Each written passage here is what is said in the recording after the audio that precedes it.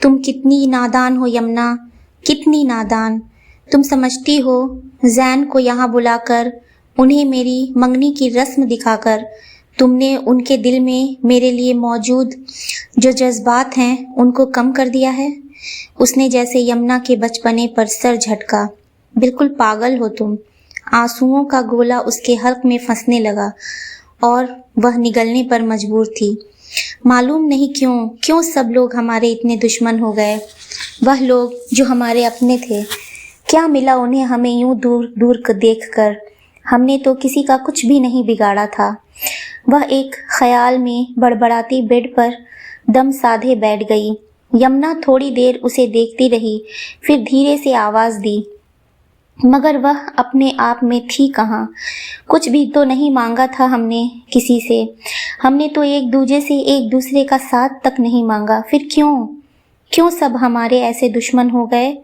हमें करीब देखकर गुस्सा, हमें दूर देखकर खुश। रुबा यमुना ने घबरा कर उसका कंधा झंझोड़ा, मगर वह सामने जाने किस चीज को घूर रही थी। हम कौन सा मर रहे थे एक होने के लिए। हमने तो सब्र कर ही लिया था ना, फिर क्यों तमाशे बनाने लगे सब। क्या मिला सबको यह करके। जुदा तो हो गए थे हम, मान तो ली थी बात, मार तो लिया था दिल। फिर पहले ताई अम्मी, फिर तुम। रुबा होश करो, क्या हो गया है। अब की बार यमुना की आवाज ऊंची थी। उसने बिना चौंके यमुना की तरफ चेहरा मोड़ा तो आंखों में ठहरा पानी छलक गया। क्या किया इन्होंने, क्या किया ताई अम्मी ने। वह यमुना के सवाल पर चौंक कर जैसे सेंस में लौटी।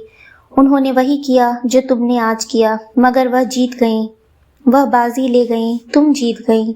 सब लोग जीत गए एक सिवाय मेरे। सिर्फ मैं हार गई, जैन हार गए, बस हम। वह बेदर्दी से अपने हाथों में पहने गजरे खसोट रही थी। रात के काले कटोरों से अंधेरों और सन्नाटे के सिक्के एक एक करके गिरते जा रहे थे। उसकी बेनींद लाल आंखें पूरी तरह खुली हुई थीं और उसने सिर्फ एक चेहरा समाया हुआ था। कितनी हैरत और बेयकीनी थी उस चेहरे पर। कितने सवाल थे उसके खामोश लहजे में और कितना दुख था उस मामूली से आंसू के बह जाने में। और वह वापस चला गया चाची को मुबारकबाद देकर। उसने कोई सवाल नहीं किया, कोई जवाब नहीं मांगा, कोई बात नहीं की, उसके पास आकर बैठा तक नहीं। और रुबीशा का सर जो झुका तो उसके बाद दोबारा उठ ही न सका। उसका दिल तो तब ही पिघल रहा था, धीरे धीरे, कतरा कतरा, लम्हा लम्हा। न कल रात और न आज उसे नींद आई थी। उसे याद भी नहीं था कि कल वह वापस कब गया। वह इसके बाद सब कुछ भूल गई थी। यमुना की चहकती आवाज, बिलाल के चेहरे के अनगिनत रंग, होने वाले सास ससुर का रूखा रवैया और इकलौती नंद की गैर मौजूदगी, वह भी इतने अहम मौके पर। किसी भी ध्यान की राह पकड़ने से पहले दो भीगी हैरान आंखें उसके रास्ते में खड़ी हुईं और वह खुद से नजरें चुराने लगी। मोबाइल की स्क्रीन लम्हा भर को चमक कर बुझ गई और जिंदगी में पहली बार उसने मुस्कुरा कर नहीं बल्कि बेचैनी से झपट कर फोन उठाया था। रास्ते तो जुदा हो ही गए, लेकिन मंजिल पर पहुंचने से पहले एक बार भी मुड़कर नहीं देखा। अपनी खुशी में शामिल करने के लिए सही एक बार याद तो किया होता। तुम जान लेती दोस्ती किसे कहते हैं। उसकी पलकों पर टिके आंसू बहने लगे। याद तो उसे किया जाता है जो भूल जाए। यह सेल भी जैन का तोहफा था और यह सिंगल बेड भी जिस पर वह लेटी हुई थी। सरहाने दीवार में लगी हुई राइटिंग टेबल, लैंप और किताबें के ढेर में अक्सर किताबें उसी की यादगार थीं। उसके सिग्नेचर और दुआओं वाले अल्फाज से फ्रंट पेज जगमगाते थे। वह सेल ऑफ करके सीने पर रख कर बेइख्तियार से सक पड़ी। जिस सीने में धड़कता दिल उसी के नाम की माला जपता था। मुझे माफ़ कर दें जैन, जो भी तकलीफ आपने यमुना की वजह से उठाई उसके लिए। टूटते अल्फाज होठों को चूमते जा रहे थे, बिल्कुल उसी तरह जिस तरह कुछ दिन पहले जैन के होठों से निकलते लफ्ज हवा में बिखर गए थे। मुझे माफ़ कर दो रुबीशा, जो भी तकलीफ तुम्हें अम्मी ने पहुंचाई उसके लिए। آج پتہ نہیں کون سا دن تھا، زین اور مناہل کی بات چیت بند ہوئے۔ وہ اس کے معمولات اور ضروریات کا پہلے کی طرح خیال رکھ رہی تھی، لیکن زین ایک ہوں سے آگے بڑھنے کو تیار نہ تھا۔ کئی بار اس نے سوچا اس سے اس ٹاپک پر بات کرے، یا کم سے کم اتنا ہی پوچھ لے کہ جو کچھ بھی ہوا اس میں اس کا کیا قصور تھا۔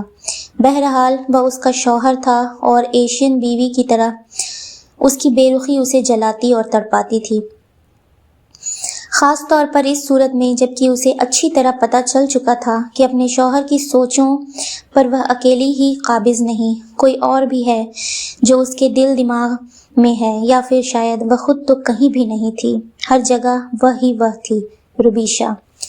اس نے ایک حسرت سے اس کا نام لے کر دوسری طرف کروٹ لے کر سوتے ہوئے زین کو دیکھا، پھر کچھ دیر یوں ہی دیکھتی رہی، پھر جانے کیا سوچ کر دھیرے سے اس کا بازو ہلایا۔ زین، زین! وہ گہری نیند سے جاگا تو مندی مندی آنکھوں سے میں حیرانی سموئے اسے دیکھنے لگا، اور وہ اسے جگا تو چکی تھی لیکن سمجھ میں نہیں آ رہا تھا کہ کیا بات کرے، کوئی ایسی بات جو اس کا دل خوش کر دے، یا کچھ ایسا کہ وہ مسکرا دے، الفت کی نظر یا کرم کا کوئی لمحہ اس کے نصیب میں لکھ دے۔ مجھے نیند نہیں آ رہی، وہ اٹکنے لگی، تو اس کا سوال اتنا ہی لا تعلق تھا جتنا کہ وہ خود۔ میں نے سوچا آپ تھوڑی دیر میرے ساتھ جاگ لیں تو ہم باتیں کر لیتے ہیں۔ آخری الفاظ پر اس کی آواز بالکل دم توڑ گئی۔ نیند تمہیں نہیں آ رہی اور جاگوں میں؟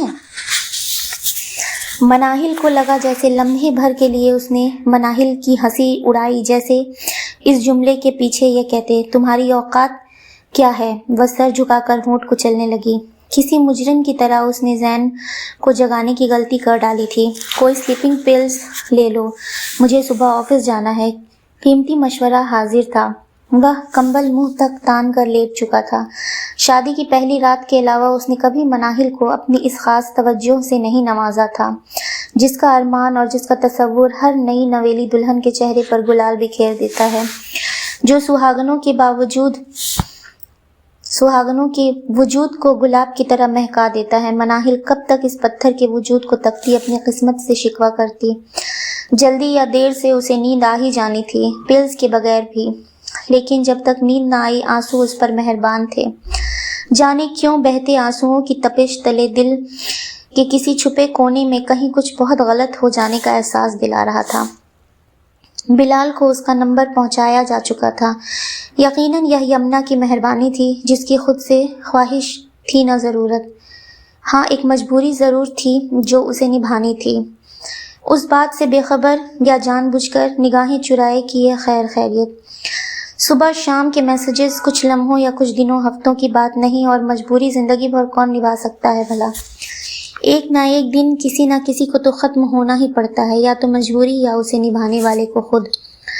ایک لال سرد اداس شام میں یمنا آئی تو مسکراہٹ اس کے ہونٹوں پر دمک رہی تھی اور نگاہوں کی چمک بے ہوش کرنے والی۔ امی نے چٹاچٹ چوم کر اس کی نظر اتار ڈالی۔ وہ حیران سی اس کا منہ تک رہی تھی جب انہوں نے اس کی کمر پر ایک دھپ لگایا۔ دیکھ کیا رہی ہو؟ خیر سے خالہ بننے جا رہی ہو؟ خدا خیریت سے وہ دن دکھائے، میری تو آنکھیں ترس گئی ہیں اس سچی خوشی کو دیکھنے کے لیے۔ انہوں نے کپ کپاتے ہونٹوں سے اس کا ماتھا چوم کر ڈھیروں دعائیں دی اور خود چائے بنانے اٹھ گئیں۔ دوسرے دن شام تک اس خوشی کو بانٹنے کچھ مہربان چلے آئے۔ تائی امی اور مناہل کا آنا اسے اس حد تک حیران کر گیا کہ وہ سلام کرنا ہی بھول گئی۔ دل تو چاہا کہ وہیں سے پلٹ کر کمرے میں چلی جائے اور دروازہ بند کر کے اس وقت تک باہر نہ نکلے جب تک وہ واپس نہ چلی جائے، مگر دل پر کس کا زور، لوگ کس طرح دوسروں